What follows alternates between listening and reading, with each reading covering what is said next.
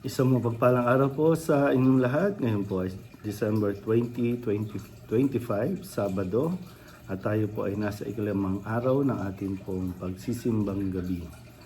Ang ating pong unang pagbasa at pagninilay sa araw na ito ay hinango mula sa aklat ni Propeta Isaías, chapter 7, verses 10 to 14. Noong mga araw na iyon, ipinasabi ng Panginoon kay Akas, "Humingi ka sa akin ng palatandaan, maging sa kalaliman ng Siol o sa kaitaasan ng langit."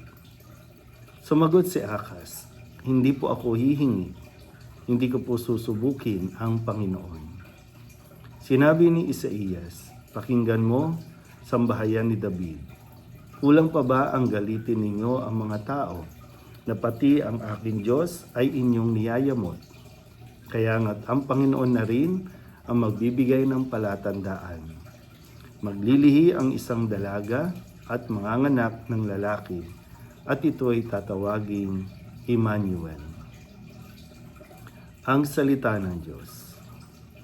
Muli po, isang mapagpalang araw sa inyo pong lahat. Tayo po ay nagpapatuloy sa ating pagnanobena at pagninilay bago po sumapit ang araw ng Kapaskuhan. Ngayong tayo ay nasa ikalimang araw na ng ating pong pagsisimbang gabi. At sa araw na ito, ang matutunghayan po natin ay ang kwento ni Maria, kung paanong ipinahayag na kay Maria ang plano ng Diyos.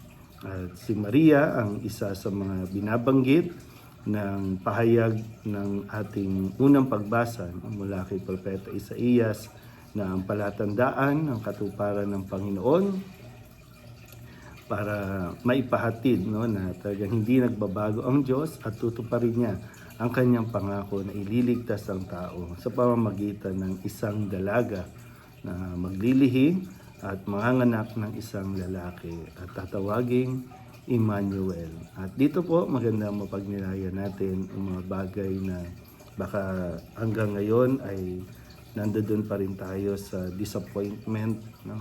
Disappointed tayo dahil ang dami nating plano na hindi nangyayari, hindi mga plano na hindi natutupad. Pero magandang mapagnilayan marahil sa tulong ng Mahal na Birhen na iba ang plano ng Diyos sa plano ng tao. Iba ang kumilos, iba ang paraan ng Diyos ng pagtupad ng ating mga kahilingan, at iba rin ang ating pamamaraan. Pero syempre, mas maganda ang plano ng Diyos kaysa sa tao.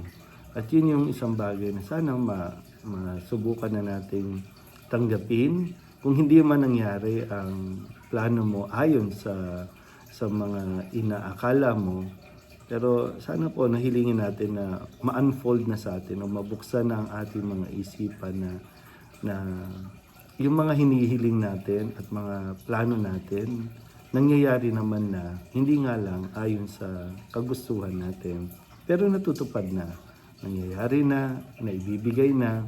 Pero dahil nga medyo masyado tayong clouded ng ating pong mga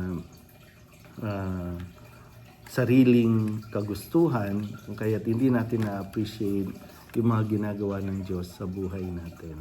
Kaya sana po sa mga darating pa mga araw para tuluyan tayong mapalaya mula sa mga nangyari at mga disappointments natin, matuto rin tayong magtiwala sa Diyos at matuto tayong mag-submit sa kung ano ang gusto ng Diyos para sa atin. Muli po, isang mapagpalang araw sa inyo po lahat.